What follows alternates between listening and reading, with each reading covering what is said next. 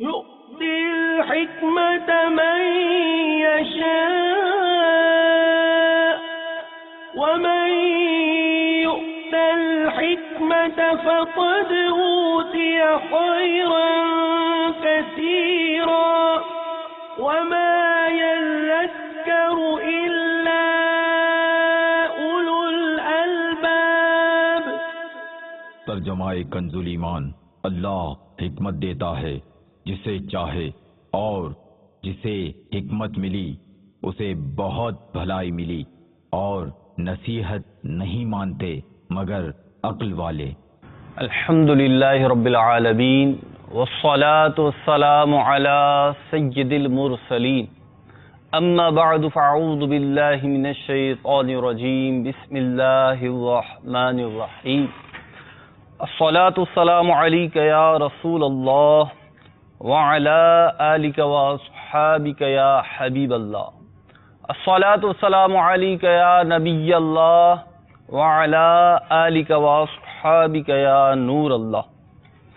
مدنی channel کے ناظرین، سلسلہ اسباق تصوف کے خصوصی ایپیسوڈ میں ہم حاضر ہیں، اور انشاءاللہ عز و جل آج ایک منفرد اور اچھوتے موضوع پر خصوصیت کے ساتھ گفتگو ہوگی۔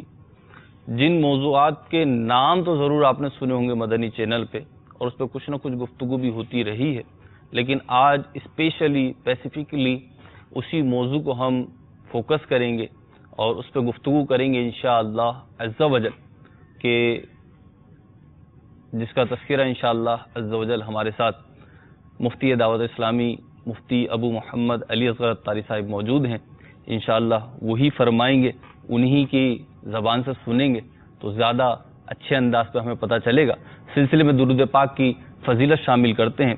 القول البدی میں ہے کہ نبی کریم رؤوف الرحیم صلی اللہ تبارک و تعالی علیہ وسلم کا فرمان ذی شان ہے، ذکر الہی کی کثرت کرنا اور مجھ پر درود پاک پڑھنا فقر یعنی تنگ دستی کو دور کرتا ہے۔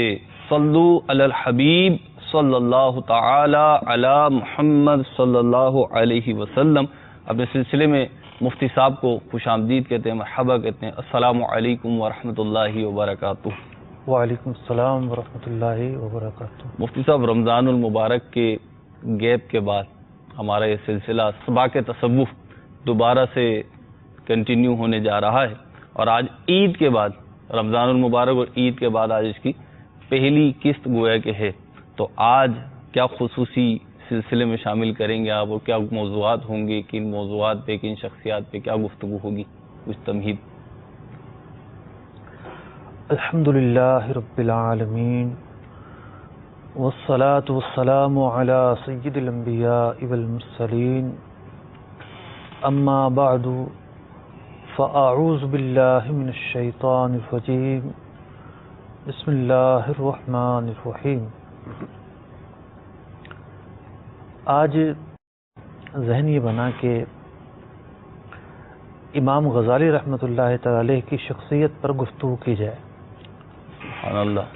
ان کی کتب کا تعارف، اور بالخصوص جو احیاء العلوم نامی کتاب ہے، اس کتاب پر جو ہے وہ روشنی ڈالی جائے۔ ماشاء اللہ۔ تو پہلے تو اس سمجھنے کی چیز یہ ہے کہ علم تصوف کیا ہے، اور علماء نے اس کے تعلق سے کیا خدمات انجام دی ہیں۔ جی۔ دین کی تعلیمات کے مختلف حصے ہیں، یعنی مختلف زاویے ہیں، یا یوں کہہ لیجئے کہ مختلف اکائیاں ہیں۔ ٹھیک۔ جیسے تفاسیر، ٹھیک۔ ان کا فوکس قرآن کریم فرقان حمید کے معنی کو بیان کرنا، اس کے شان نزول کو بیان کرنا،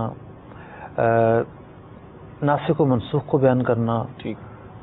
کسی علاقے کا تذکرہ ہو رہا ہے تو اس کی جغرافیائی کیفیت کو بیان کرنا۔ ٹھیک۔ یہ جو چیزیں ہیں یہ علم تفسیر کا موضوع ہوتی ہیں، ٹھیک ہے، اس کو اور فوکس کرتے ہیں۔ جی کسی حد تک مستنبط ہونے والے احکام کو سرسری طور پر بیان کر دینا۔ ٹھیک۔ ماشاء اللہ۔ علم جو شرح حدیث ہے، یعنی حدیث کی جو شروحات کی جاتی ہیں جی ان میں دو طرح سے گفتگو کی جاتی ہے.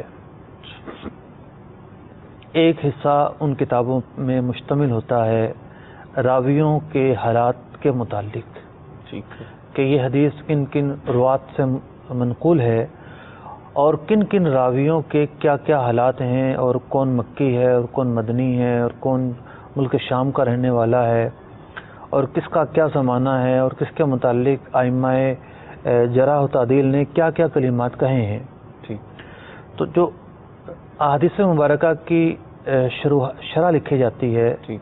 انٹرپریٹیشن کی جاتی ہے، وضاحت کی جاتی ہے، جو عربی کتب ہیں اس کا اصول برس کر رہا ہوں، جی. اس کا ایک حصہ تو مشتمل ہوتا ہے راویوں کے متعلق، یعنی جن افراد سے وہ حدیث منقول ہوئی ان افراد کی کیفیات ان اور سیرت. افراد کی جو ہے نا پورا ایک فن ہے، اور یہ فن جو ہے دین اسلام کا خاصہ ہے. مفتی صاحب اس کا نام؟ اس فن کا جو نام ہے وہ اسماء الرجال اس کا نام ہے، اور پھر اس کی بہت سارے گوشے ہیں، یعنی اس کی بہت سارے زاویے اور گوشے ہیں، اور اس کے تعلق سے بحث کی جاتی ہے. دوسرا حصہ جو شروحات حدیث میں جس پر گفتگو کی جاتی ہے وہ ہے حدیث پاک کے معنی اور مفہوم پر کلام کیا جاتا ہے.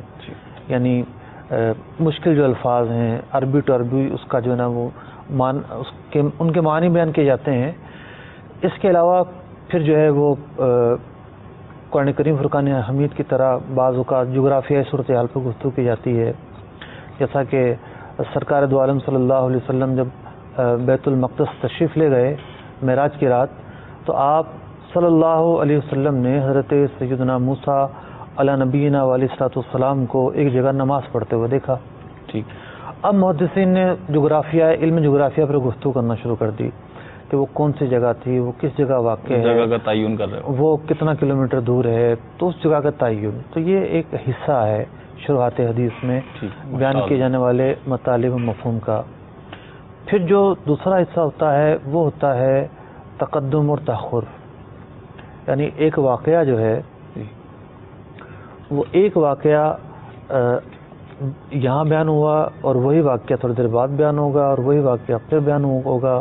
یعنی احادیث کی کتابوں میں مقررات بھی ہیں.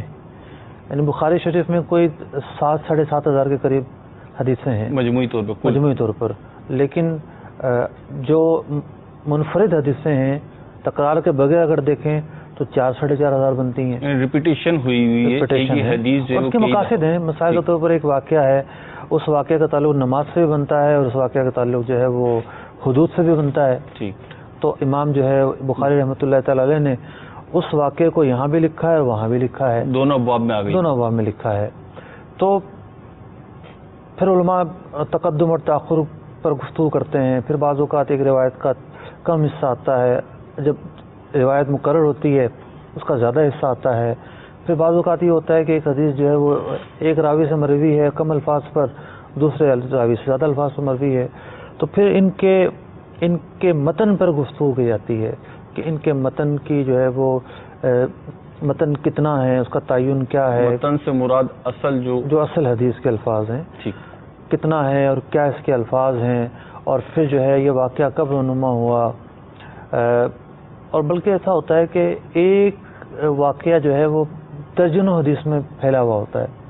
یعنی ایک وقوع ہو گیا، مثال کے طور پر کوئی ایک غزوہ ہوا، ٹھیک. اب اس غزوے کے تعلق سے ایک بات ایک روایت میں بیان ہوئی، ایک بات ایک روایت میں بیان ہوئی، ایک بات ایک روایت میں بیان ہوئی. تو جو محدث ہے اس کا یہ کام ہوتا ہے کہ تمام احادیث کو اپنے سامنے رکھے، سب پہ نظر رکھے. نہ صرف منفرد احادیث پر نظر رکھے بلکہ جو ایک واقعے کے ضمن میں اس پر نظر رکھے تاکہ کسی اعتبار سے خطا نہ ہو. تو یوں جو ہے علم حدیث میں یہ گفتگو کی جاتی ہے.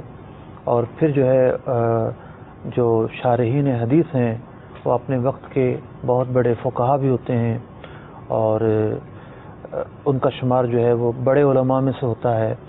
تو پھر وہ احکام پر بھی گفتگو کرتے ہیں کہ ان احادیث کے تحت یہ احکام شرعیہ مستنبت ہوئے، لیکن احکام پر ضمناً گفتگو ہوتی ہے. تیسری جو اکائی ہے وہ ہے علم فقہ. علم فقہ کے اندر ٹوٹلی قوانین پر گفتگو ہوتی ہے، یعنی ایک اسلامک لا جو ہے اس کا نام علم فقہ ہے. نماز کے متعلق کیا لا ہیں، روزے کے متعلق کیا ہیں، حج کے متعلق کیا ہیں، پھر ان کے اسباب، ان کی وجوہات، تو یہ علم فقہ کے اندر گفتگو کی جاتی ہے. اور بعض اوقات جو ہے وہ جو شارحین حدیث ہیں وہ علم فقہ پر گفتگو کرتے ہوئے کچھ چوک کر جاتے ہیں، لیکن فقہا اپنی فیلڈ کے ماہر ہوتے ہیں. یعنی ہر فیلڈ کے ایک ماہرین ہیں، وہ ان کا خاصہ ہے. لکل فن رجال، ہر فن کے اپنے اپنے جو ہے وہ ماہرین ہوتے ہیں. یہ 3 اکائیاں تو میں نے بیان کی. جو چوتھی اکائی ہے وہ ہے علم تصوف. ٹھیک. اب علم تصوف جو ہے وہ کوئی الگ چیز نہیں ہے. قرآن کریم فرقان حمید کو اگر ہم دیکھیں تو قرآن کریم فرقان حمید کی جو تعلیمات ہیں، جو قرآن کریم فرقان حمید میں بیان کیا گیا ہے، جو کچھ بیان کیا گیا ہے، اس کے مختلف حصے ہیں.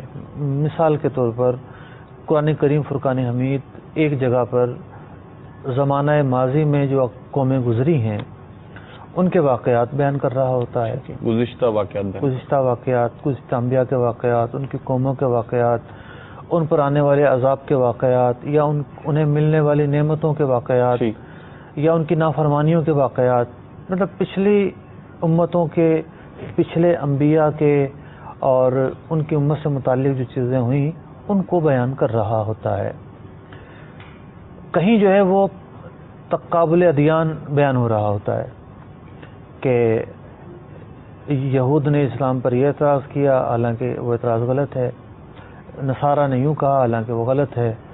تو یوں جو ہے ان کا ایک رد ہو رہا ہوتا ہے، یہ گفتگو ہو رہی ہوتی ہے. قرآن کریم فرقان حمید میں 550 کے قریب ایسی آیات ہیں جو احکام پر مشتمل ہیں. 550 جی، جس میں حکم بیان کیا گیا ہے، کوئی فقہی مسئلہ بیان کیا گیا ہے. ٹھیک. یعنی کل آیات میں سے صراحتاً. ٹھیک.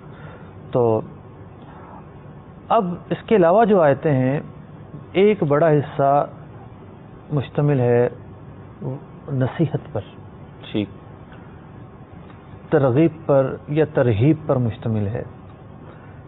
پھر ایک حصہ جو ہے وہ دعوت دیتا ہے تفکر، اللہ تبارک و تعالیٰ کی کائنات میں جو ہے وہ تفکر کیا جائے. ایک حصہ جو ہے وہ قرآن کریم فرقان حمید کا اللہ تبارک و تعالیٰ کی محبت، اس کی نعمتوں کے تذکرے اور اللہ تبارک و تعالیٰ کی شوق کی طرف جو ہے وہ ابھارتا ہے. ٹھیک ہے. اب سورہ رحمان کو پڑھ لیجئے، پوری کی پوری جو سورہ رحمان ہے وہ نعمتوں کا ذکر ہے، اور وہ اللہ تبارک و تعالیٰ کی نعمتیں بیان کر کے اس کے کمالات بھی بیان کرنا مقصود ہے، اور اللہ تبارک و تعالیٰ کی محبت دل میں پیدا ہوتی ہے کہ اللہ تبارک و تعالیٰ بندوں پر کس طرح جو ہے وہ مہربان ہے، کیا کیا نعمتیں عطا فرما رہا ہے. تو دین کی تعلیمات کے 3 حصے ہیں. ایک حصہ ہے عقائد، ایک حصہ عقائد ہے نظریات، اس کا دوسرا نام ہے تھاٹ، اس کو کہہ لیجئے. پرنسپلز ہیں، یعنی عقائد ہے، عقیدے ہیں. ٹھیک. دوسرا جو حصہ ہے وہ ہے اعمال. اب اعمال کی ہیں 2 قسمیں. ایک حصے کا تعلق ہے اعمال ظاہرہ سے، یعنی ظاہری طور پر ہم جو عمل کرتے ہیں، جو دکھتا ہے ظاہری سے، جو دکھتا ہے، جیسے نماز پڑھنا ہے، حج کرنا ہے، زکوٰۃ دینا ہے، روزہ رکھنا بھی ایک طرح سے ظاہری عمل ہی ہے. ٹھیک ہے تو باطنی عمل، لیکن ظاہر بات اس سے تعلق ہے اس کا. سحری کرتا ہے، افطار کرتا ہے، اہتمام کرتا ہے، پوچھنے پہ بتاتا ہے. ٹھیک. رمضان کے روزے ظاہر بات ہے چھپانے کی اجازت نہیں ہے. ٹھیک. کسی نے پوچھا تو بتایا جائے گا ہاں میں روزہ ہوں. تو خیر اگر کوئی اپنا گناہ کو چھپانے کی نیت سے بتاتا ہے وہ ایک الگ صورتحال ہے، لیکن یہ ایک ایسا عمل ہے کہ جو اعلانیہ ہوتا ہے. ٹھیک ہے. دوسرا جو حصہ ہے، یا یوں کہیے کہ تیسرا جو حصہ ہے دین کی تعلیمات کا، اس کا تعلق ہے پوشیدہ اعمال، پوشیدہ چھپے ہوئے اعمال. جیسے اللہ تبارک و تعالیٰ کی محبت، ایک چھپا ہوا عمل ہے، اس کا تعلق قلب سے ہے، دل سے ہے.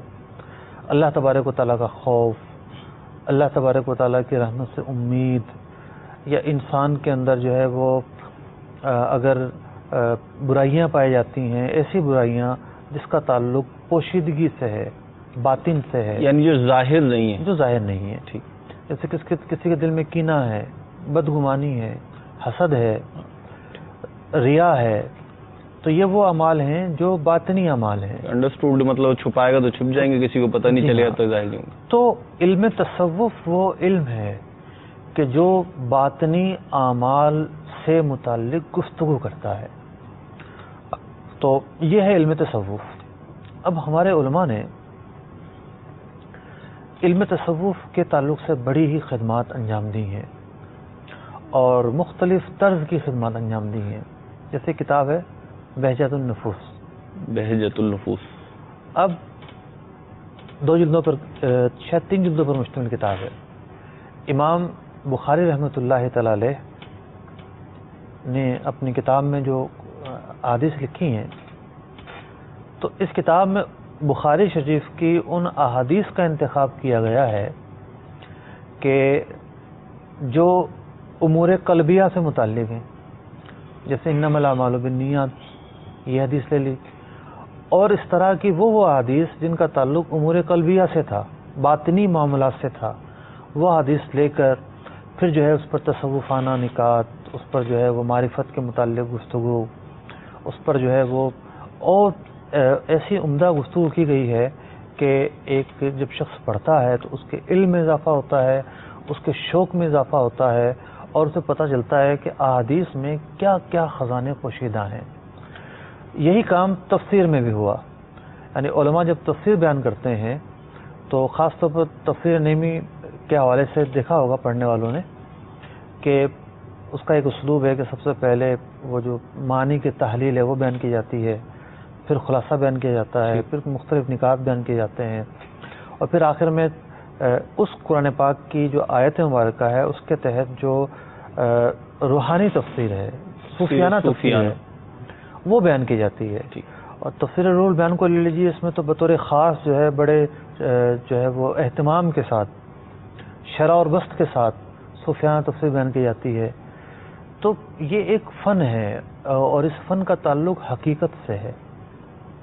یہ کوئی تصنع اور بناوٹ پر مشتمل فن نہیں ہے، بلکہ قرآن کریم فرقان حمید کی جو آیت ہے یا کوئی حدیث پاک ہے جس کا تعلق باطنیات سے ہے، تو وہ اس کے اندر چھپے ہوئے رموز و اسرار جو ہیں وہ بیان کیے جاتے ہیں. ایک تو حصہ یہ ہو گیا.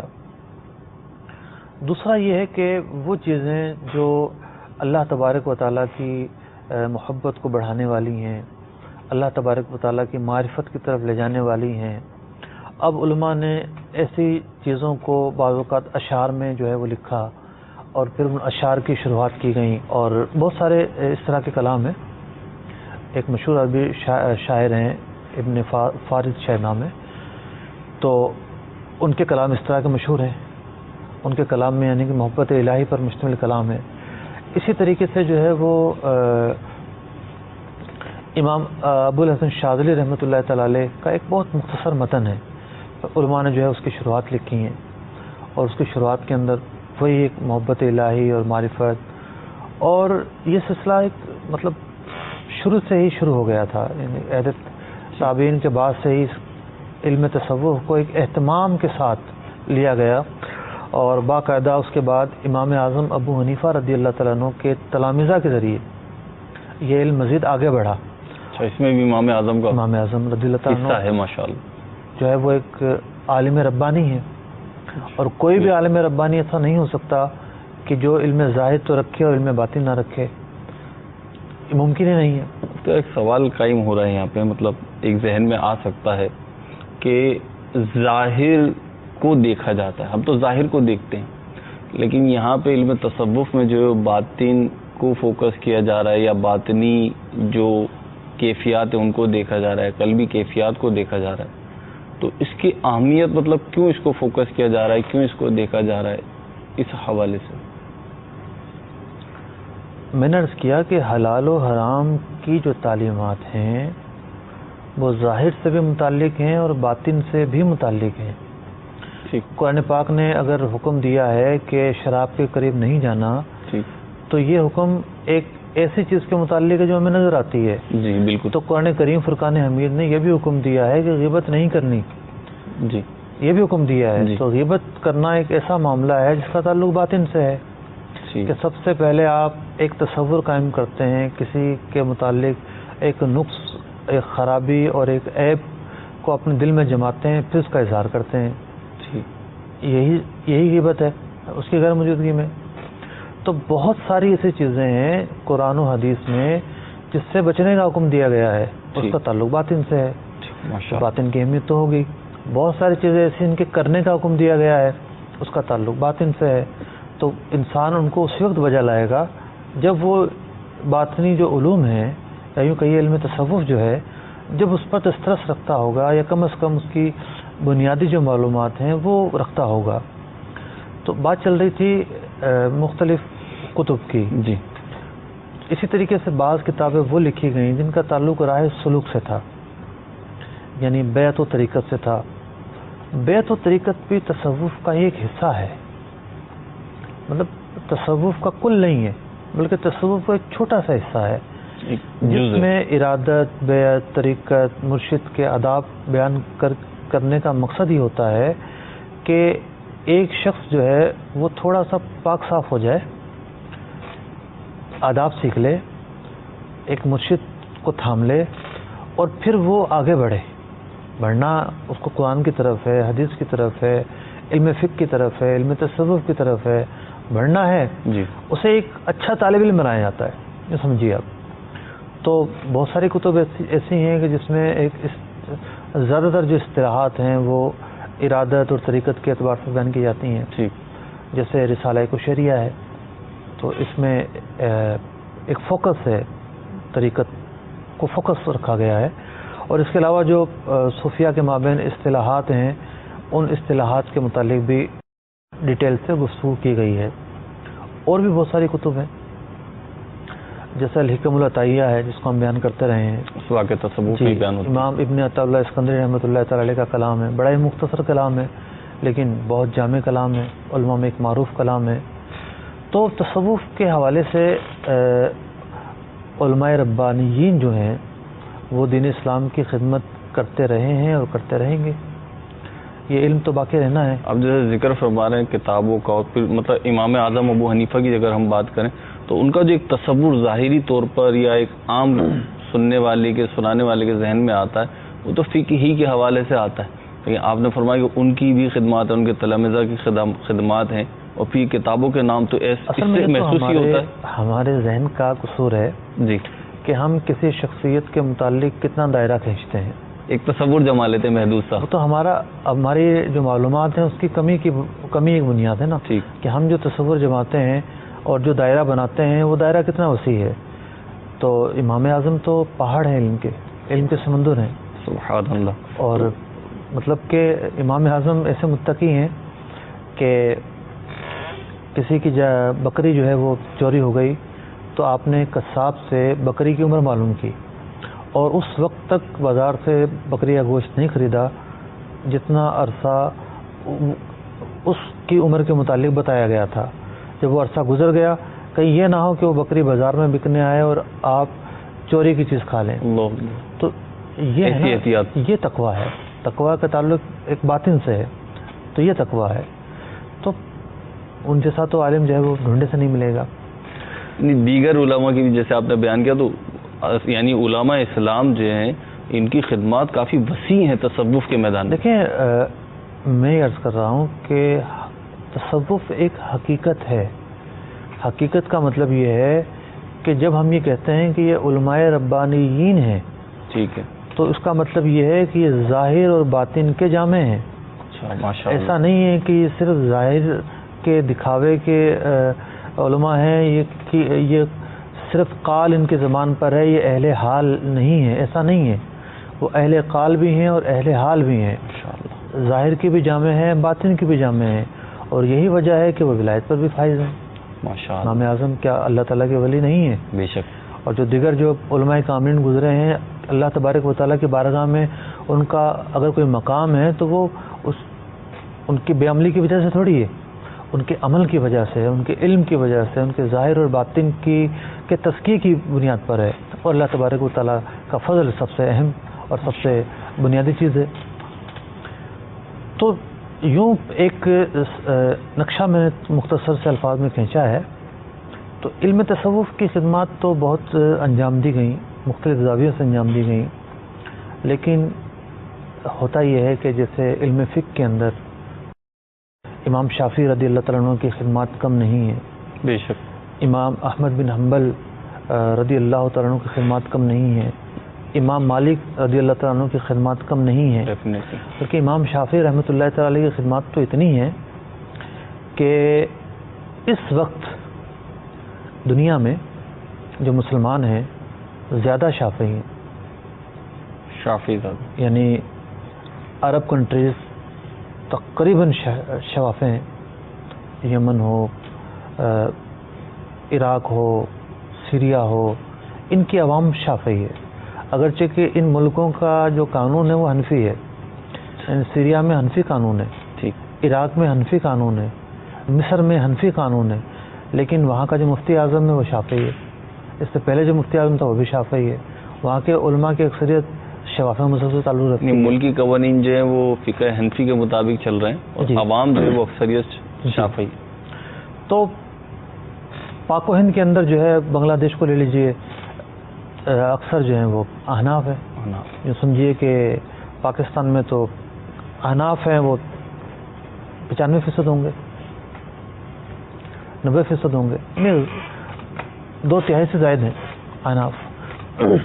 تو کہنے کا مقصد یہ ہے کہ اور ائمہ کی خدمات کم نہیں ہیں، لیکن امام اعظم ابو حنیفہ رضی اللہ تعالیٰ عنہ کو ایک فوقیت حاصل ہے، اور اس فوقیت کی ایک وجہ یہ ہے کہ آپ پہلے شخص ہیں جس نے فقہ کو مدون کیا، فقہ کو مدون کیا۔ مدون ہونے سے مراد یہ ہے کہ پہلے جو ہے وہ لوگ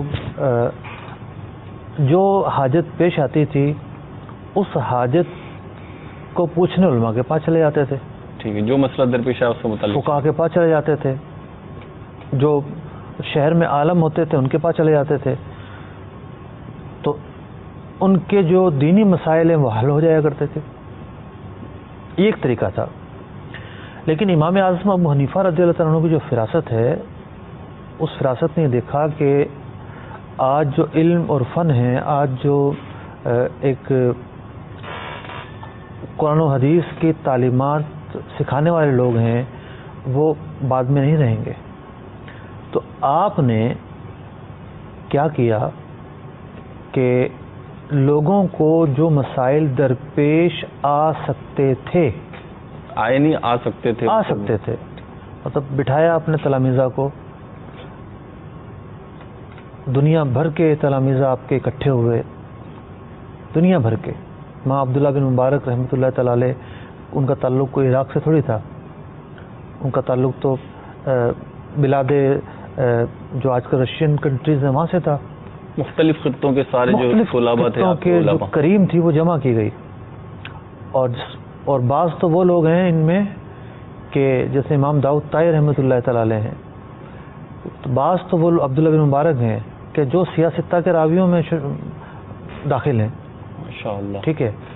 تو وہ لوگ جمع کیے گئے اور پھر بحث کی جاتی تھی کہ اگر کسی کو یہ مسئلہ درپیش ہو تو کیا جواب ہوگا، وہ جواب بحث کے بعد لکھ دیا جاتا تھا، اگر کسی کو یہ مسئلہ درپیش ہو تو کیا جواب ہوگا، تو یوں جو پورا علم فقہ تھا وہ مدون کر دیا گیا، تحقیقات کے بعد مسائل جمع کر دیے آنے والوں کے لیے، جمع کر دیے گئے، اور پھر اس پر جن اصولوں پر جمع کیے گئے ان اصولوں کی روشنی میں بعد میں اضافہ بھی ہوتا چلا گیا۔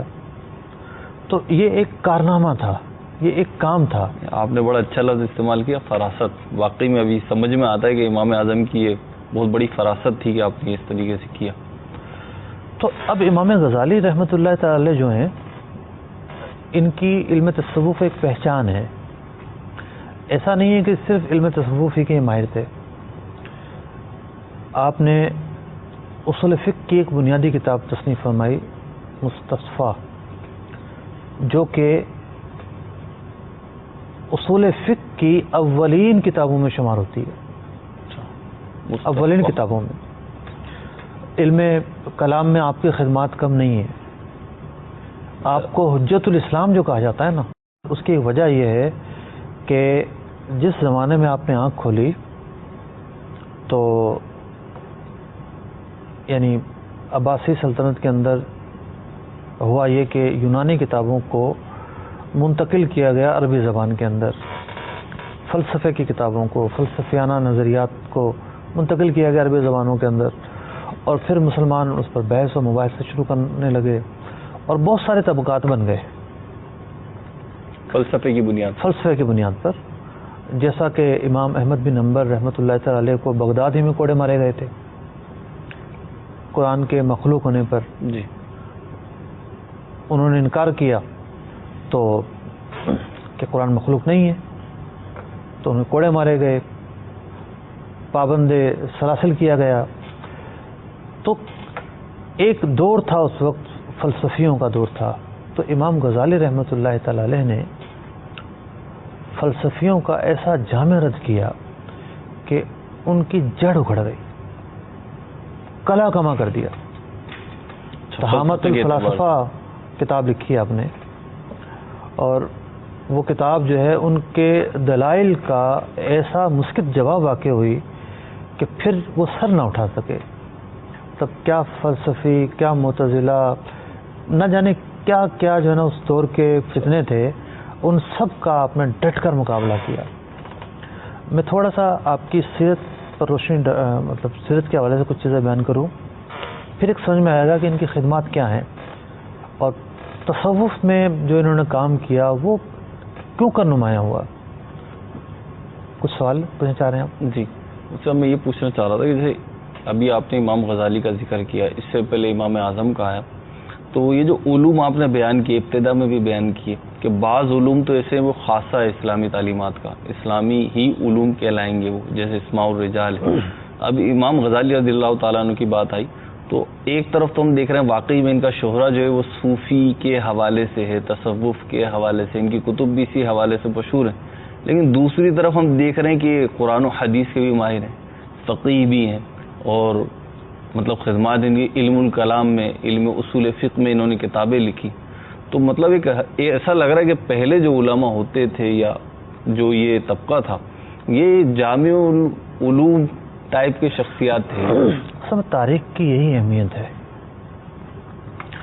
تاریخ جو ہے وہ حقیقت بتاتی ہے. مطلب آج وہ دور ہے کہ علم جو ہے وہ اٹھتا چلا جا رہا ہے.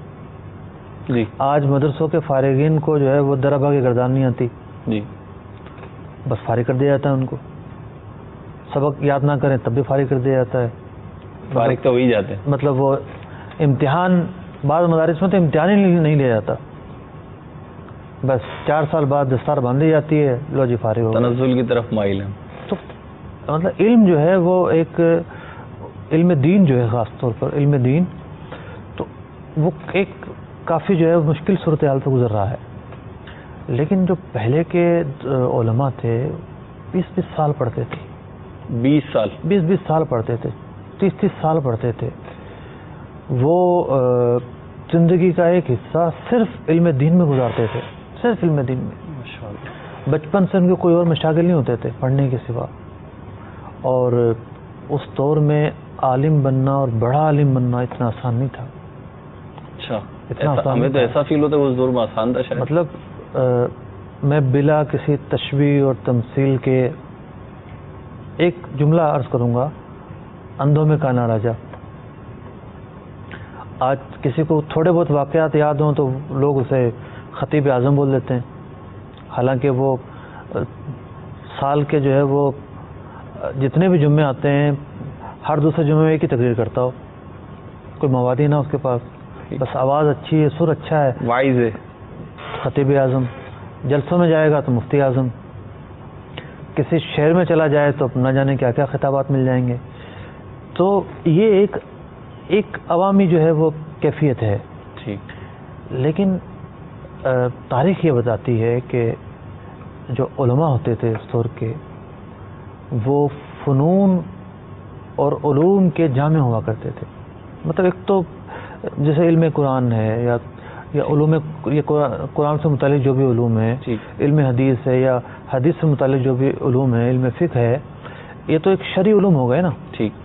اس کے علاوہ جو فنون ہے، جیسے وہ علم عروض کے ماہر ہوتے تھے، علم فلسفہ کے، علم بلاغت کے، علم معانی کے، علم بیان کے، جو عربی گرامر ہے اس کے، پھر تاریخ کے، پھر جغرافیہ کے، یعنی وہ جو چیزیں کسی نہ کسی طرح جو ہے وہ اس کا تعلق دین کی تشریح سے بنتا ہے، قرآن کی تشریح سے بنتا ہے، حدیث کی تشریح سے بنتا ہے، وہ ان علوم کا جامع ہوا کرتے تھے. لغت میں تو کا کوئی ثانی نہیں ہوتا تھا. قرآن و حدیث سمجھنے کے لیے، سمجھانے کے لیے جو بھی معاون علوم انہوں نے سمجھے وہ اس کی تحصیل. بالکل. علم جبھی تو زندہ رہے ہیں. فلسفہ اگر یہ لوگ نہ وہ علوم سیکھتے اور پھیلاتے تو یہ علوم کس طرح زندہ رہتے. آپ دیکھیں کتنی بڑی بڑی 20-20 30 جلدوں کی جو ہے وہ ایک عربی لغت کی کتاب ہے. تو وہ اس دور کے اندر کیسے لکھ دیا لوگوں نے. اور کوئی یہ دور تھوڑی تھا کہ کمپیوٹر کا دور تھا اور جناب ادھر ادھر سے اکٹھا کر دیا. وہ جاتے تھے قبیلے والوں کے پاس، اس لفظ کا کیا استعمال ہے، اس لفظ کو کس تلفظ سے ادا کیا جاتا ہے، جس مقام پر، جس جغرافیے میں، جس علاقے میں جیسے لفظ آیا تو ادھر جا کے معلوم کر رہے ہیں، وہاں جا کے معلوم کیا کرتے تھے. ورنہ جو اعراب کا فرق ہے، معنی کا فرق ہے، ایک لفظ، ایک عربی لفظ کے 20 معنی بیان کیے گئے ہیں. ٹھیک. اور ان کے فن کا اندازہ لگائیے کہ ان 20 معنی پر کو اگر وہ ذکر کرتے ہیں تو ہر لفظ کے معنی کے آگے شعر لکھتے ہیں کہ فلاں شاعر نے اس معنی میں یہ لفظ کہا ہے. شعر سے اسے ثابت کرتے ہیں گویا. تو یہ ایک فن ہو گیا نا کہ ان اشعار پر بھی دسترس، اس الفاظ کے استعمال پر بھی دسترس، اس الفاظ کو قرآن میں کہاں استعمال کیا گیا اس پر بھی دسترس، حدیث میں وہ لفظ کہاں آیا اس پر بھی دسترس. کمپیوٹر کا زمانہ نہیں ہے کہ سرچنگ کر لیو جناب، نہیں، مطالعہ تھا ان کا، علمی ابحاث ہوتی تھیں، علمی جو ہے وہ نشستیں ہوتی تھیں. امام غزالی رحمۃ اللہ تعالی کو دیکھ لیجئے، آپ نے علم کی تدریس نہیں چھوڑی کبھی بھی، پڑھاتے رہے، ہمیشہ پڑھاتے رہے. جو ایک دور آیا آپ پر جو حال جو ہے وہ غالب ہوا اور زہد اختیار کیا، دنیا سے کنارہ کشی اختیار کی. یہ مزار شریف دکھایا جا رہا ہے امام غزالی رحمۃ اللہ تعالی علیہ کا. امام غزالی رحمۃ اللہ تعالی علیہ کے مزار شریف کے تعلق سے 2 طرح کی روایتیں ہیں. ایک روایت یہ ہے کہ آپ کا مزار پرانوار ایران کے کسی علاقے میں ہے، توس کے علاقے میں بتایا جاتا ہے، لیکن جو تصویر دکھائی گئی ہے یہ مزار بغداد شریف میں. مطلب 2 روایتیں ہیں، بعض نے کہا کہ یہاں ہے، بعض نے کہا وہاں ہے، دونوں جگہ. تو جو بغداد شریف میں مزار ہے یہ اس کی تصویر تھی، میری حاضری ہوئی تھی یہاں پر ماشاءاللہ. تو بڑا ہی سادہ سا بنا ہوا ہے. حضور غوث پاک رضی اللہ عنہ کے مزار پرانوار کے تھوڑا ہی دور ہے یہ مزار، قریب ہی نہیں، اتنا قریب بھی نہیں ہے. پیدل جاتے ہیں لوگ، پیدل بھی چلے جاتے ہیں. جیسے یہاں فیضان مدینہ سنیپا چرنگی ہے، اتنا دور ہوگا. اچھا، بڑا ہی سادہ مزار ہے. خاص بات جو ہمیں دیکھنے کو ملی کہ وہاں جتنے بھی مزارات ہیں بغداد شریف میں جی، اکثر پر مجاور بیٹھے ہوئے ہیں اور وہ مطلب ہوتے ہیں کہ بھی کوئی پیسے دے کر جائے، ٹھیک، اور کوئی نہ لے تو وہ مانگ لیتے ہیں. اچھا، ہدیہ. امام غزالی رحمۃ اللہ تعالی کے مزار پر ایک مجاور بیٹھے ہوئے ہیں، انہیں کوئی زوری بھی دے نا، سوال ہی نہیں پیدا کہ وہ لے لیں. مجھے تو لوگوں نے یہ بتایا کہ کوئی دینے میں کامیاب نہیں ہوا آج تک، ان کو نہیں لیتے ایسے جو ہے نا وہ طبیعت کی حامل ہے. مفتی صاحب، اگر تھوڑا سا یہاں پہ میں آپ سے پوچھوں، کیونکہ آپ گئے ہیں اور ابھی کچھ ہی عرصہ پہلے آپ بغداد شریف گئے تھے، تو غوث الاعظم رضی اللہ تعالیٰ کے مزار شریف پہ تو کئی حاضریاں آپ کی ہوں اور دونوں قریب تو وہاں تو ہم نے ویڈیوز میں بھی دیکھا، جو ہماری گلدستے آئے تھے اسباغ تصوف میں چلے، وہ سیرت اصحاب تصوف میں چلے، تو اس ویڈیوز میں ہم نے دیکھا کہ وہاں بہت رش اور گہما گہمی کی کیفیات ہیں حضور غوث الاعظم رضی اللہ تعالیٰ مزار، اور ان کے مزار کی کیفیات آپ یہ بتا رہے ہیں، سناٹا ہے. تو کوئی شخصیت کا بھی اثر ہوتا ہے کیا؟ امام غزالی رحمۃ اللہ تعالی علیہ آخری عمر میں خلوت نشینی اختیار کر لی تھی، تو ہوتا ہے یہ اولیاء کے اندر جو ہے نا وہ یہ کیفیات ہوتی ہیں، طبیعتیں ہوتی ہیں، مزاج ہوتے ہیں. اچھا، امام غزالی رحمۃ اللہ تعالی علیہ کو حافظ عراقی رحمۃ اللہ تعالی علیہ نے لکھا ان کے متعلق کہ آپ 5ویں صدی کے مجدد ہیں، اور جو غزالی کہنے کی وجہ ہے، اس کی دو وجوہات بیان کی گئی ہیں۔ ایک وجہ تو یہ ہے کہ آپ کے جو والد ماجد تھے وہ دھاگے کا کام کرتے تھے، سوت مطلب کاٹتے تھے، تو عربی میں ایسے کام کرنے والوں کو غزال کہا جاتا ہے۔ تو دوسری بعض نے وجہ بیان کی کہ نہیں، جو آپ کا قصبہ تھا اس کا نام غزال تھا، جو رہائشی نسبت ہے، بعض نے ہاں، پیشے کی طرف نسبت کی اور جی، بعض نے رہائشی۔ مطلب اس بات میں تو کسی نے اختلاف نہیں کیا کہ آپ کے والد دھاگے کا کام نہیں کرتے تھے۔ ٹھیک، آپ کے والد ماجد جو ہے بہت ہی عابد و زاہد تھے، آپ فقہا کی مجلس میں حاضر ہوتے تھے، ٹھیک، اور فقہا کی مجلس میں جا کر بہت سرور آتا ہے، اور وہاں جا کر دو دعائیں مانگتے تھے، اے اللہ مجھے بیٹا عطا فرما اور میرے بیٹے کو فقیہ بنا۔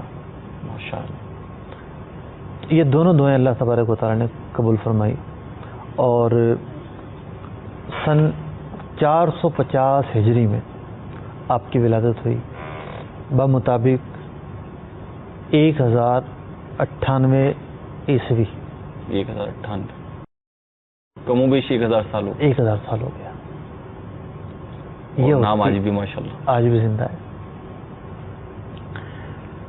ابتدائی تعلیم آپ نے اپنے قصبے سے حاصل کی، پھر آپ درجان تشریف لے گئے، وہاں جو ہے وہ تعلیم کا سلسلہ جاری رکھا، اور جس طریقے سے یہ ایک محاورہ ہے نا کہ ایک کامیاب انسان کے پیچھے ایک عورت ہوتی ہے، ایک محاورہ ہے، جی، ہمارے اردو میں رائج ہے، اب اس میں حقیقت ہو یا نہ ہو اس کی کوئی وہ نہیں ہے، ضروری نہیں ہے، اس کے خلاف بھی بہت کچھ ہے، خیر ہمارے خلاف بھی ہو سکتا ہے، اس کو ضروری نہیں ہے، لیکن اتنا ضرور ہے کہ ماں کی دعائیں ہوتی ہیں، ٹھیک ہے،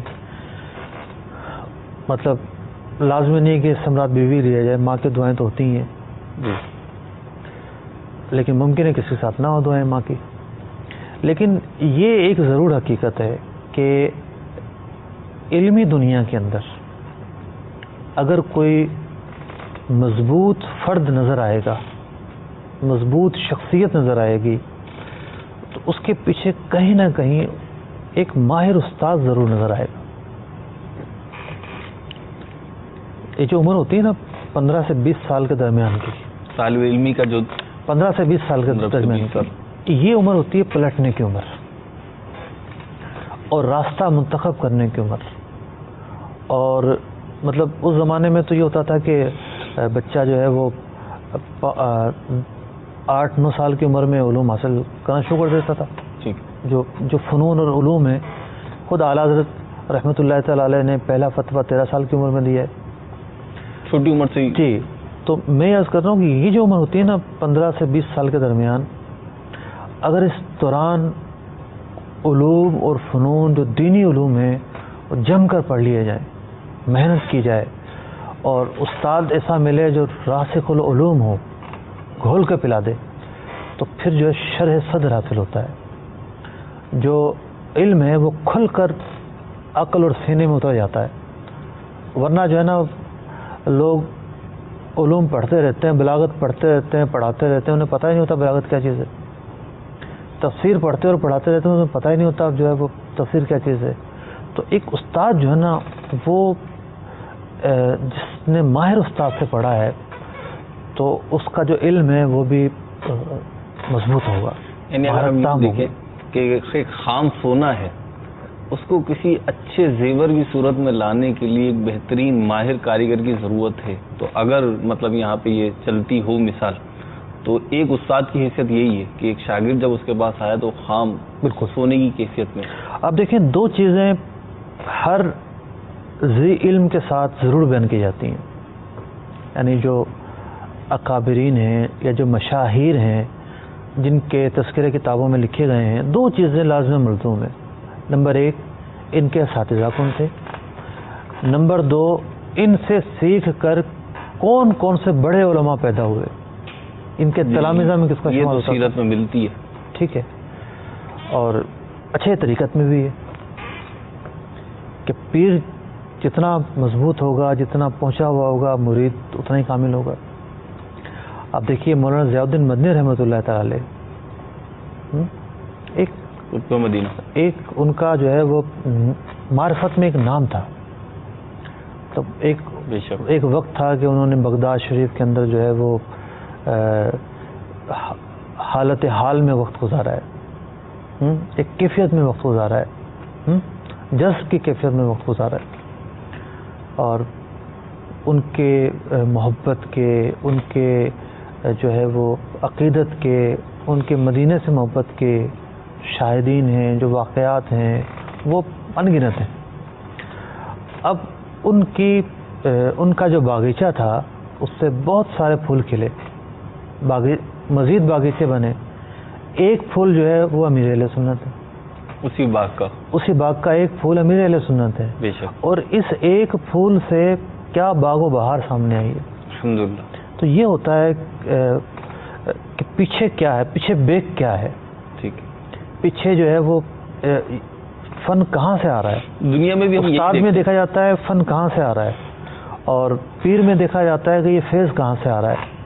تو یہ تو امام غزالی رحمۃ اللہ تعالی علیہ گھومتے گھماتے پہنچے امام الحرمین امام عبداللہ جوینی رحمۃ اللہ تعالی علیہ کی خدمت میں. ٹھیک. یہ جوانی ہی کے عالم میں، جوانی کے عالم میں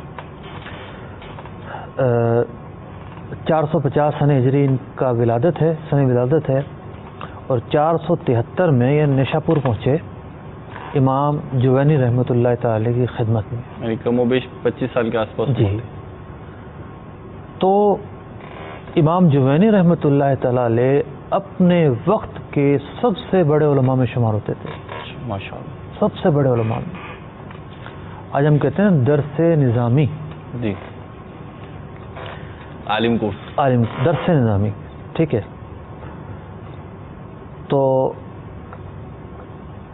سرزمین عرب پر سب سے پہلی تو جو خلافت راشدہ کے بعد جو حکومت قائم ہوتی ہے وہ بنو امیہ کی ہوتی ہے.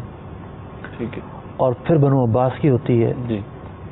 پھر جو چوتھا دور آتا ہے وہ آتا ہے سلجوقی دور. سلجوقی خلافت قائم ہوتی ہے، اور سلجوقی جو سلاطین ہیں وہ آتے ہیں اور وہ آ کے بھاگ دوڑ سنبھالتے ہیں. خاص طور پر جو یہ ایران، عراق اور یہ جو علاقے تھے تو ان کے ہی زیر اثر تھے. تو سلجوقی بادشاہوں میں سے ایک بادشاہ تھا نظام الملک. اس نے سب سے پہلے بغداد شریف میں مدرسہ نظامیہ قائم کیا، اور 474 سن ہجری کو مدرسہ نظامیہ قائم کیا گیا، اور اس مدرسہ نظامیہ کو دے دیا گیا امام جوینی رحمۃ اللہ تعالی علیہ کی سرپرستی میں. یوں کہہ لیجیے کہ اس مدرسے کے پہلے پرنسپل یا وائس پرنسپل، بانی پرنسپلوں میں سے تھے، یا اس مدرسے کے جو ہے وہ بانی تو بادشاہ ہی کہلائے گا، اسی کے نام سے وہ مدرسہ چلا نظامیہ، اور پھر نظامیہ چلتے چلتے درس نظامی بن گیا. تو امام جوینی رحمۃ اللہ تعالی علیہ نے وہاں بیٹھ کر علم و فن جو ہے وہ لٹانا شروع کیا. اور امام غزالی رحمۃ اللہ تعالی علیہ کا جو علم کلام پر عبور ہے اور جو علم فلسفہ پر عبور ہے، اس کے جو استاد تھے وہ امام جوینی رحمۃ اللہ تعالی علیہ تھے، جو ایک بہت بڑے متکلم تھے اور بہت بڑے مناظر تھے اور علم و فن کے بادشاہ تھے.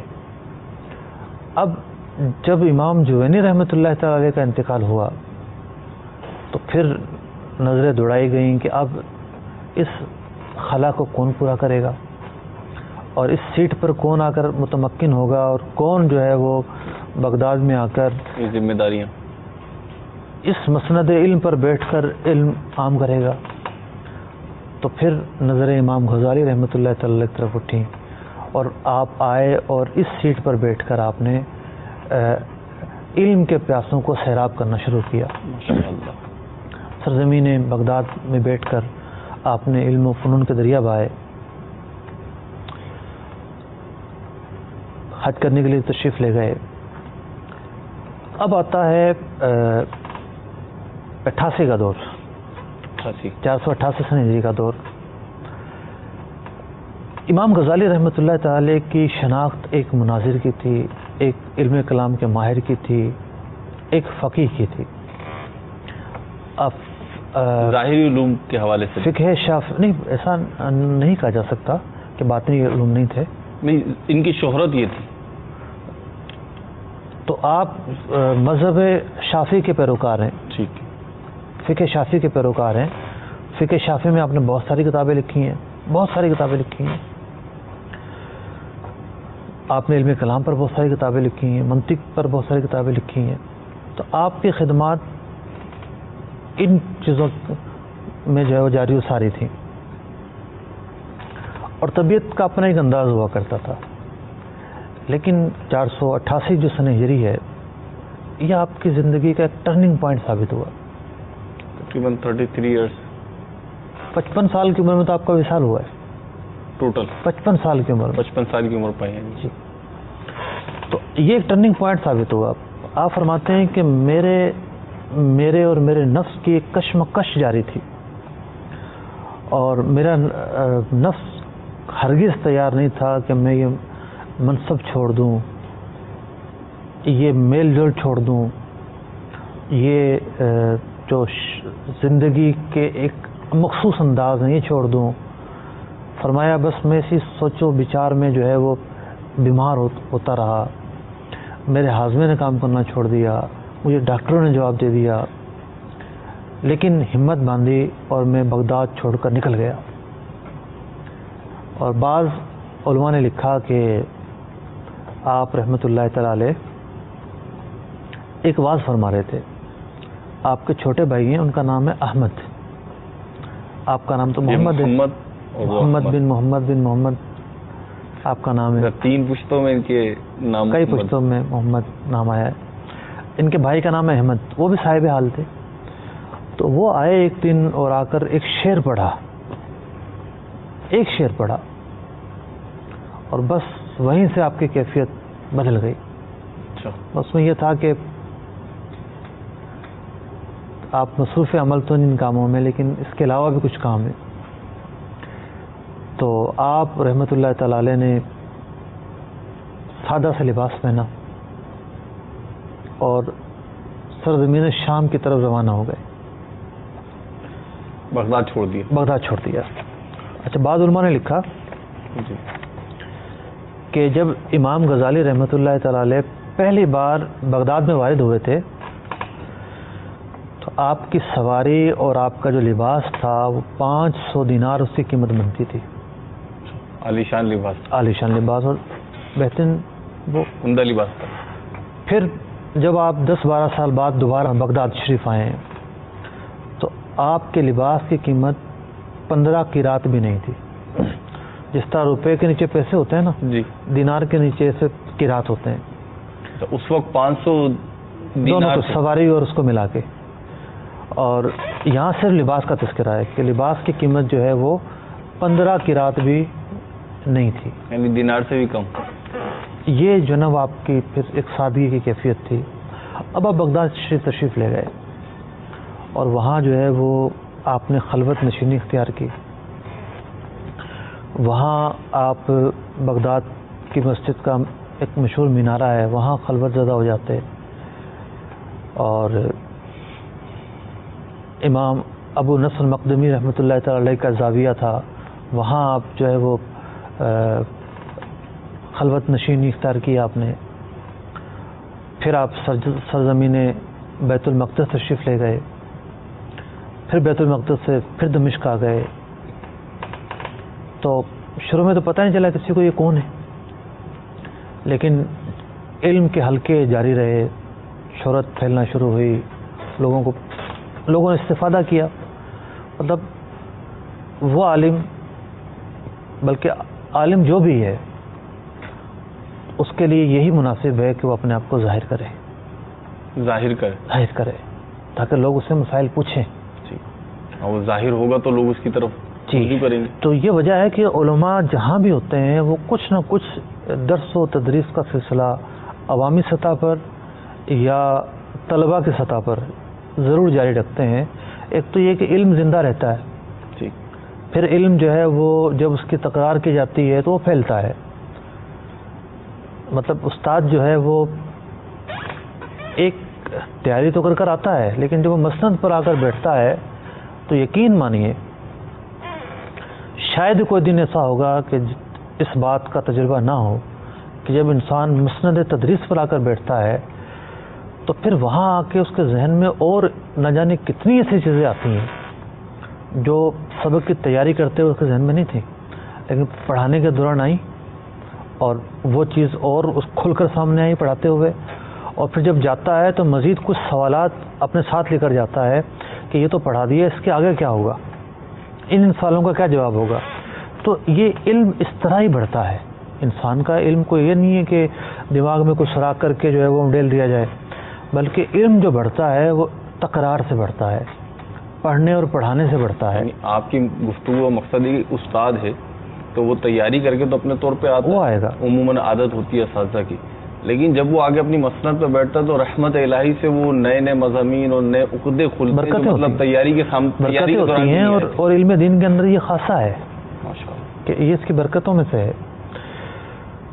تو امام غزالی رحمۃ اللہ تعالی علیہ نے دمشق میں رہتے ہوئے بھی جو ہے وہ درس و تدریس جاری رکھا، اور 10 سال آپ نے وہاں لوگوں سے کنارہ کش ہو کر زندگی گزاری. اور مشہور زمانہ کتاب احیاء العلوم اسی دوران آپ نے تصنیف فرمائی دمشق میں. اب وہ دمشق میں تصنیف فرمائی یا دوران سفر سرزمین بیت المقدس میں تصنیف فرمائی، کیونکہ آپ کا آنا جانا رہا. یہ جو دونوں شہر ہیں نا، یعنی میں نے ایک مرتبہ کسی عربی سے پوچھا کہ سیریا کیوں کہتے ہو تم شام کو؟ تو اس نے کہا کہ ہم شام اس لیے نہیں کہتے کہ شام کا اطلاق بہت بڑے حصے پر ہوتا ہے. جو آج فلسطین ہے یہ شام کا حصہ ہے، یعنی جس شام کی فضیلت بیان کی گئی ہے فلسطین بھی اس میں داخل ہے. حدیث پاک میں جس شام کی فضیلت ہے اس میں فلسطین بھی داخل، بیت المقدس بھی داخل ہے اس کے اندر. تو اب چونکہ اس کے مختلف حصے ہو گئے ہیں، ٹھیک، جغرافیہ ایک تبدیل ہو گیا ہے موجودہ حالات میں. تو اب جو حصہ ہے یعنی ایک بہت بڑا حصہ موجود ہے، تو اس کو پھر سیریا کا نام دیا گیا ہے. شام بھی کہتے ہیں، سیریا بھی کہتے ہیں، لیکن عرب جو ہے اس کو سیریا ہی کہتے ہیں. تو شام کے متعلق تو بڑے فضائل ہیں، مطلب احادیث کی کتابوں میں پورے باب ہیں شام کی فضیلت کے بارے میں. دعا بھی غالباً آئی ہے، دعا بھی ہے. پھر یہ جس سے ہو سکے آخری زمانے میں شام چلا جائے. حضرت سیدنا عیسیٰ علی نبینا علیہ الصلوۃ والسلام کا نزول دمشق کے ایک مسجد کے مینارے پر ہوگا، انشاءاللہ، کہ ایک تاریخی حیثیت ہے. جی. ملک شام کے متعلق بتایا گیا کہ ایک اللہ تبارک و تعالیٰ کا یعنی کوئی وقت ایسا نہیں ہوگا کہ ملک شام 40 ابدال سے خالی ہو، یعنی اولیاء کے مراتب میں، اولیاء کے جو اللہ تعالیٰ کے ولی ہیں. تو ابدال جو ہے وہ اللہ تعالیٰ کا ولی ہوتا ہے. جی. کوئی بھی وقت ایسا نہیں ہوگا کہ ملک شام 40 ابدال سے خالی ہو. کوئی ایک جاتا ہے دنیا سے تو اللہ تبارک و تعالیٰ اس کی جگہ دوسرا مقرر فرما دیتا ہے. یہ پھر مدینہ الاولیاء ہوا، گویا کہ منبع الاولیاء ہے، منبع، ٹھیک ہے. اور مدینہ تو اور بھی جامع لفظ ہے، مدینہ الاولیاء ہے. تو ایک روحانی شہر ہے یہ، ان میں روحانیت ہے، بہت روحانیت ہے. لینے والے کے لیے بہت روحانیت ہے، ورنہ بہکنے والے کے لیے بہکنے کے سامان بھی بہت ہے. ٹھیک ہے نا. دمشق کے اندر ایک بہت بڑی تعداد میں نصارہ رہتے ہیں. ان کا اپنا جو ہے وہ بے پردگی اور اپنا ایک تہذیب اور اپنا ایک طریقہ ہوتا ہے.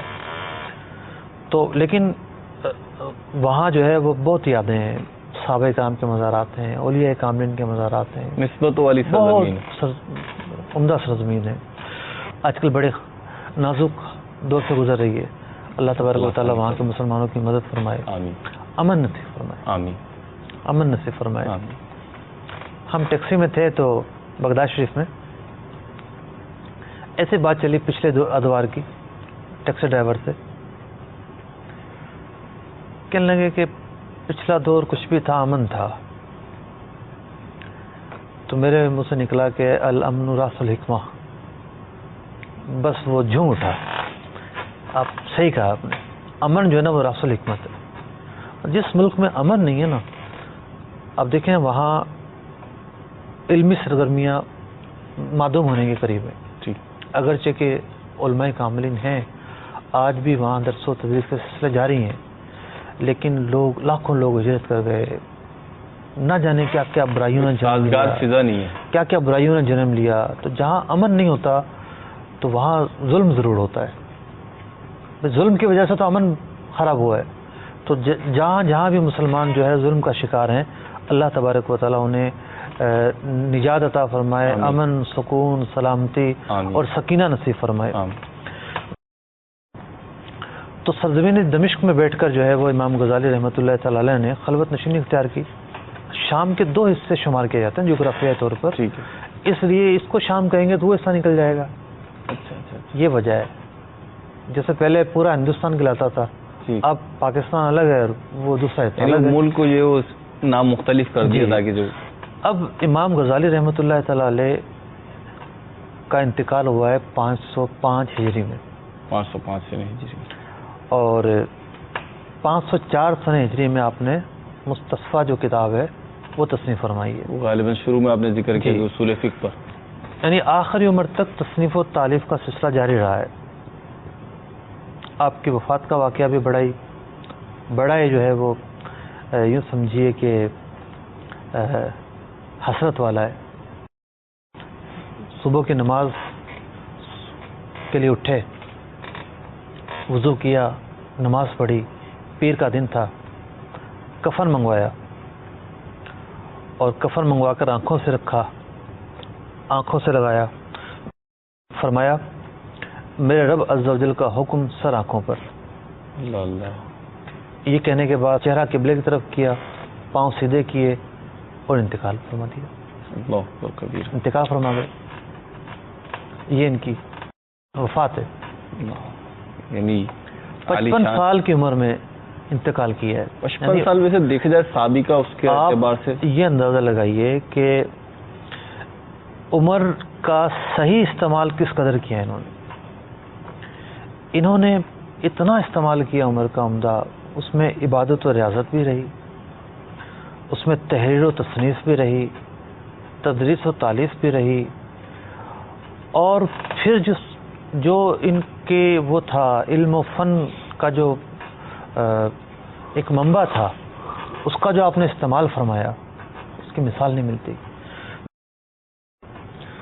ویسے بھی جیسے آج سے 1000 سال پہلے دیکھیں ہم، جی. یہ 55 سال عمر مطلب اس وقت کے لحاظ سے کم ہے، یعنی ایوریج عمر سے کم ہے. پہلے جو ہے وہ ایوریج عمر زیادہ تھی. جی. آج اگر 60 ہے یا پہلے 70 80 جی. 100 تک ہوتے تھے بہت آرام سے، لیکن یہ اس کے لحاظ سے بھی کم ہے. لیکن آپ کی بات یہ واقعی میں کہ انہوں نے مینیج کیا اپنے وقت کو اور پھر اس کا صحیح درست استعمال کیا، تو آج ماشاءاللہ. اچھا، ہم نے شروع میں بات کی تھی کہ تصوف میں تو بہت سارے علماء نے کلام کیا ہے. جی. آخر امام غزالی رحمۃ اللہ تعالی علیہ کا نام اس قدر کیوں ہوا؟ جی. پہلے تو میں عرض کروں کہ امام غزالی رحمۃ اللہ تعالی علیہ جو ہیں، آپ نے جو کتب تصنیف فرمائی، صرف علم تصوف پر تصنیف نہیں فرمائی، مختلف علوم پر جو تصنیف فرمائی. یعنی اب کتابوں پر جی، کتابوں پر ہیں. اور بطور خاص علم تصوف پر آپ کی بہت ساری کتابیں ہیں. ساری فہرست احیاء العلوم ہے، پھر فارسی میں کیمیاء سعادت ہے، پھر جو منہاج العابدین ہے، ایھا الولد ہے، مکاشفۃ القلوب ہے. یہ ہمارے چینل کے ناظرین دیکھ رہے ہوں گے. تو یہ ماشاءاللہ ہمارے مکتبۃ المدینہ نے بھی امام غزالی کی تقریباً 6-7 کتب شائع کی ہیں، جن میں آداب دین ہے، ایھا الولد ہے، اور شاہرہ اولیاء ہے منہاج العابدین کے. یہ رسائل امام غزالی ہے.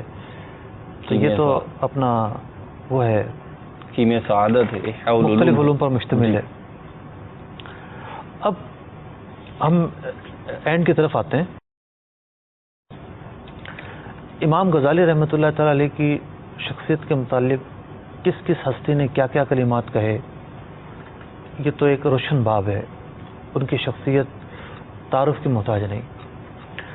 کتابوں کی طرف آتے ہوئے میں اتنا عرض کروں گا کہ آپ کی کتاب بطور خاص احیاء العلوم کے متعلق علماء نے کیا کلمات کہے. حافظ عراقی رحمۃ اللہ تعالی علیہ لکھتے ہیں کہ حلال و حرام کی پہچان کے لیے احیاء العلوم اسلام کی اعلیٰ ترین کتب میں سے ہے. ماشاء اللہ. حضرت سیدنا کبیر علی بن ابو بکر سقاف رحمۃ اللہ تعالی علیہ فرماتے ہیں اگر کافر احیاء العلوم کی ورق گردانی کر لے تو مسلمان ہو جائے. ماشاء اللہ. یعنی ایسا علم اس میں ایسا مخفی راز ہے جو دلوں کو مقناطیس کی طرح کھینچتا ہے. اس کتاب کے اندر امام محی الدین ابن عربی رحمۃ اللہ تعالی علیہ فرماتے ہیں کہ میں احیاء العلوم کو کعبہ معظمہ کے سامنے بیٹھ کر پڑھتا تھا، اور امام الحرمین کے شاگرد سیدنا عبد الغافر بن اسماعیل فارسی رحمۃ اللہ تعالی علیہ فرماتے ہیں کہ اس جیسی کتاب کسی نے نہیں لکھی. اور امام شرف الدین نووی رحمۃ اللہ تعالی علیہ لکھتے ہیں کہ قرآن کریم فرقان حمید سے یہ کتاب بہت قریب ترین ہے. اور ایک اور اپنے وقت کے امام ہیں، امام تاج العارفین قطب الاولیاء سیدنا عبداللہ ایدروس اہل یمن جو ہیں زیادہ تر ان کے مرید ہیں. اچھا، انہی کے سلسلے اہل یمن ہو گئے. جدہ میں جو ہے بہت سارے مسلمان، عربی مسلمان جو ہے نا وہ رہتے ہیں، تو ان کے بڑے مشائخ ان کے جو ہے نا وہ اس میں سلسلے میں سے ہے. تو آپ کو پوری احیاء العلوم حفظ تھی، اور فرماتے تھے احیاء العلوم کو لازم پکڑ لو، یہ اللہ تبارک و تعالیٰ کی نظر رحمت اور رضا کا ذریعہ ہے. جس نے اس سے محبت کی، اس کا مطالعہ کر کے عمل کیا، اس نے اللہ و رسول عز و جل و صلی اللہ علیہ وسلم اور ملائکہ و انبیاء علیہم السلام کی محبت کو پا لیا. اور تو احیاء العلوم کوئی 10 12 20 صفحوں کی کوئی کیفیت ہمارے ناظرین کو تاکہ کچھ اندازہ ہو کہ مطلب حفظ کا لفظ تو بہت یہ 4 جلدوں میں ویسے مشہور ہے، لیکن مکتبۃ المدینہ نے 5 جلدوں میں چھاپی ہے. اب 2 چیزیں میں بیان کروں. ایک تو یہ کہ احیاء العلوم میں بیان کیا ہوا ہے، ٹھیک، اور پھر یہ کہ احیاء العلوم کے امتیازات کیا ہیں، جو خصوصیات ہیں وہ کیا ہیں. یہ تو امام غزالی رحمۃ اللہ تعالی علیہ نے 4 کیٹیگری میں اس کتاب کو تقسیم فرمایا ہے. ٹھیک. یعنی ایک کیٹیگری جو ہے یا ایک مرکزی باب جو ہے وہ عبادات کے بارے میں ہے. ٹھیک. پہلی یعنی ایک باب جو ہے وہ عادات کے بارے میں ہے. ٹھیک. ایک باب مہلکات کے بارے میں ہے. ٹھیک. یعنی وہ چیزیں جو انسان کو مستحق کے نار قرار دیتی ہیں، جن کی وجہ سے انسان گناہ گار ہوتا ہے، انہیں مہلکات کہتے ہیں.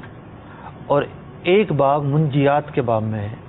منجیات جو انسان کو نجات دینے والی چیزیں ہیں، جیسے شکر ادا کرنا، اخلاص کا حامل ہونا، اللہ تبارک و تعالیٰ کا خوف رکھنا، یہ نجات کا باعث خوبیاں ہیں. جی.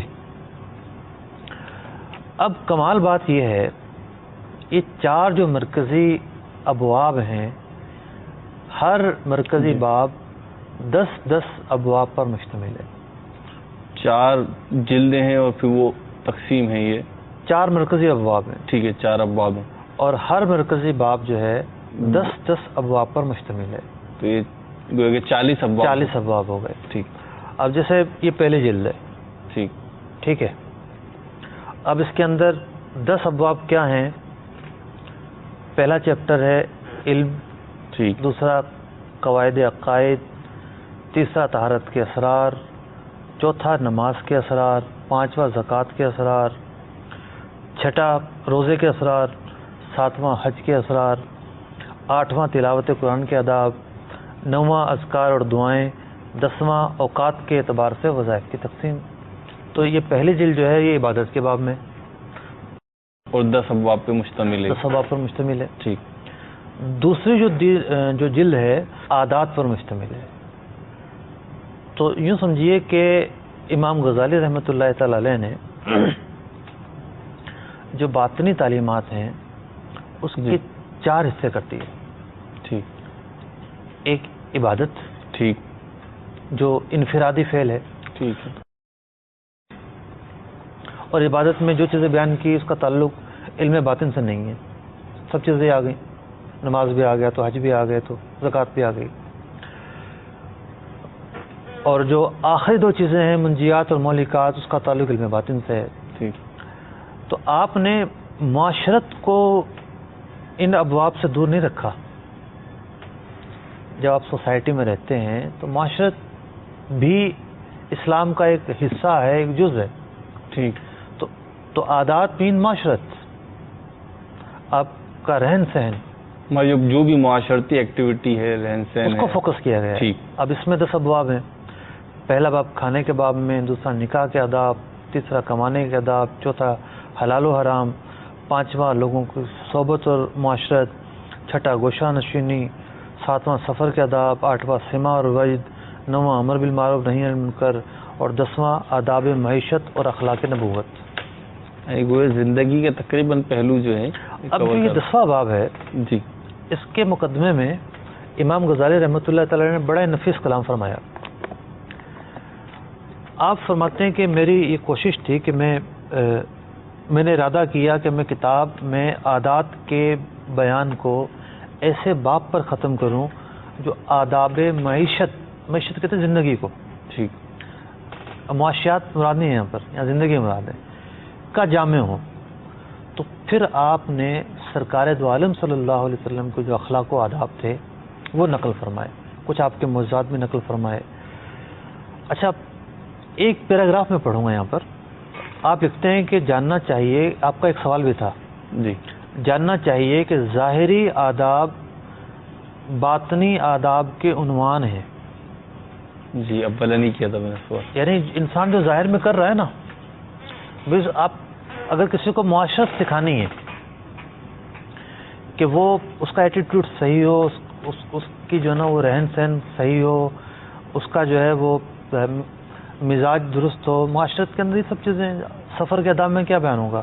سب سے پہلی چیز یہ بیان ہوگی کہ وہ مطلب صبر کرے, ٹھیک ہے, تعاون کریں, لوگوں کے ساتھ حسن سلوک سے پیش آئے. ٹھیک.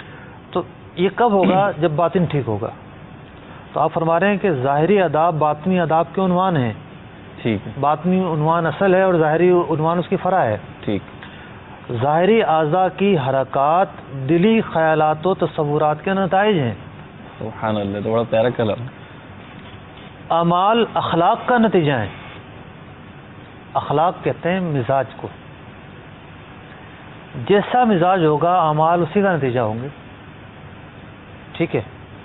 فرمایا ظاہری آداب معرفت کا چھیٹا ہوتے ہیں, دلی راز ظاہری افعال کے بیج اور منبع ہوتے ہیں, اور ان کے اسرار کے انوار ہی ہیں جو ظاہر میں چمکتے ہیں اور انہیں مزین کر دیتے ہیں. اس سے برائیوں کو اچھائیوں سے بدل دیتے ہیں. اور جس شخص کے دل میں خوف خدا نہ ہو اس کے ظاہری اعضاء بھی خوف خدا سے خالی ہوتے ہیں. جس شخص کا سینہ انوار ربانیہ کا مسکن نہ ہو اس کے ظاہر پر آداب نبویہ کی چمک نہیں پڑتی. سبحان اللہ. تو دوسری جلد کی ہے تفسیر میں نے عرض کی. ٹھیک. جو تیسری جلد ہے یہ مہلکات کے باب میں بارے میں ہے. ٹھیک. اس جلد کے اندر بھی 10 ابواب قائم کیے گئے. پہلا عجائبات قلب کی شرح. ٹھیک. دوسرا نفس کی ریاضت. تیسرا پیٹ اور شرمگاہ کی شہوت سے کس طرح بچنا ہے. چوتھا زبان کی آفت. پانچواں غصہ کینہ حسد. یہ تینوں ایک ہی کیٹیگری ہیں, ملتے جلتے الفاظ ہیں, اس کی یعنی آفات. چھٹا دنیا کی مذمت. ساتواں مال اور بخل کی مذمت. آٹھواں حب جاہ کی مذمت. نواں تکبر اور خود پسندی کی مذمت. اور 10واں غرور کی مذمت. تو جو تیسری جلد ہے یہ مہلکات کے باب میں ہے, اس میں مہلکات بیان کیے گئے ہیں. اب جو چوتھا باب ہے وہ ہے منجیات کے بارے میں, یعنی وہ چیزیں جو نجات دیتی ہیں بندے کو. اس میں بھی 10 ابواب بیان فرمائے. پہلا باب توبہ کے باب میں. دوسرا شکر. تیسرا خوف و رجا. چوتھا فقر اور زہد. پانچواں توحید و توکل. چھٹا محبت شوق اور رضا. ساتواں نیت سچائی اور اخلاص. آٹھواں مراقبہ اور محاسبہ. نواں تفکر کے باب میں. اور 10واں جو ہے وہ موت کو یاد کرنے کے باب میں. تو یہ 10 ابواب ہو گئے. تو ہمارے جو علمیہ کی شائع شدہ کتاب ہے، تو آخری حصہ اسے 2 جلدوں میں رکھا گیا ہے تاکہ وہ جلد یہ ضخیم ہو۔ غالباً فخامت کے اب امام غزالی رحمۃ اللہ تعالی علیہ کی اس کتاب کی اہمیت کیوں ہے؟ اس کی بہت ساری وجوہات ہیں۔ ایک سب سے بڑی جو فوکس چیز ہے وہ یہ ہے، اس کتاب میں وہ علوم، وہ ابحاث بیان کی گئی ہیں جو علوم وحی ہے، یعنی قرآن نے جو بیان کیا ہے وہ اس کتاب میں بیان کیا گیا ہے، ٹھیک، جو حدیث میں چیزیں آئیں وہ اس کتاب میں بیان کی گئی ہیں۔ یعنی قرآن کا یہ تقاضا ہے نا کہ ایک انسان ایک کامل مسلمان بن جائے، حدیث کا تقاضا ہے کہ انسان ایک کامل مسلمان بن جائے، تو اس کتاب میں جو ابواب باندھے گئے ہیں، جو تقسیم کاری کی گئی ہیں، جس انداز سے بندے کے مزاج کو سامنے رکھ کے گفتگو کی گئی ہے، اس کا مطمع نظر یہ ہے کہ انسان کامل بنانا مقصود، ایک انسان کامل بن جائے۔ تو یہ اس کتاب کے اندر جس طرح کی ایک کوشش کی گئی ہے اور جس طرح کے مضامین بیان کیے گئے ہیں، ہر کتاب میں ایسے مضامین بیان نہیں ہوتے، علماء ربانیین کے قلم سے ایسے مضامین بیان ہوتے ہیں۔ پھر جو وہ ہیں انسان کی باطنیات کے اندر کیفیات ہیں، جیسے بخل ایک کیفیت ہے، جی، ٹھیک ہے، تو اب جو مختلف کیفیات ہیں امام غزالی رحمۃ اللہ تعالی علیہ ان کیفیات کو پکڑتے ہیں، ان کا فرق بیان کرتے ہیں کہ یہ تکبر ہے، یہ خود پسندی ہے، یہ عجب ہے اور یہ ریا ہے، یہ فلاں چیز اس کو کہتے ہیں، فلاں چیز اس کو کہتے ہیں۔ تو اس طرح کی جو تقسیم بندی، تعریف پر بحث کرنا، مثالیں دینا، دل کے چور کو پکڑنا، یہ امام غزالی رحمۃ اللہ تعالی علیہ ہی کا خاصہ ہے اور احیاء العلوم ہی کا خاصہ ہے۔ کہہ سکتے ہیں جی کہ امام غزالی رضی اللہ تعالیٰ عنہ روحانی بیماریوں کے سرجن، بلا شبہ۔ پھر اخلاق کا یہ جو ہے نا، علم الاخلاق کا یہ خزینہ ہے اور ذخیرہ ہے، یعنی انسانی مزاج پر علم نفسیات کیا گفتگو کرے گی جو احیاء العلوم میں انسانی مزاج پر گفتگو کی گئی ہے۔ تو اللہ تبارک و تعالیٰ سے دعا ہے ہمیں جو ہے وہ اس کتاب سے مستفید ہونے کی توفیق عطا فرمائے۔ اور ایک آج کے سلسلے کا ایک بیک گراؤنڈ یہ ہے میں یہی کہ انشاءاللہ العزیز آئندہ سے جو ہم اسباق تصوف کے سلسلے لا رہے ہیں، جی، تو اس میں احیاء العلوم کے کسی نہ کسی باب کا خلاصہ بھی شامل سلسلہ کریں گے انشاءاللہ العزیز۔ یہ تو عاشقان امیر اہل سنت کے لیے بہت بڑی خوشخبری ہے، کیونکہ امیر اہل سنت بھی الحمدللہ وقتاً فوقتاً، بلکہ یوں کہنا چاہے امیر اہل سنت محبت فرماتے ہیں احیاء العلوم سے، اور جن 3 کتابوں کا بہت کثرت کے ساتھ آپ نے ذکر فرمایا اور بہت محبت کے ساتھ، ان میں سے ایک احیاء العلوم ہے۔ تو انشاءاللہ ہمیں اس کی تشریح بھی ملتی رہے گی، خلاصہ بھی ملتا رہے گا۔ اللہ عز و جل ہمیں علم دین سیکھنے کی توفیق عطا فرمائے۔ صلو علی الحبیب صلی اللہ تعالی علی محمد۔ يؤتي الحكمة من يشاء ومن يؤت الحكمة فقد أوتي خيرا كثيرا وما يذكر إلا أولو الألباب۔ ترجمہ کنز ایمان۔ اللہ حکمت دیتا ہے جسے چاہے، اور جسے حکمت ملی اسے بہت بھلائی ملی، اور نصیحت نہیں مانتے مگر عقل والے۔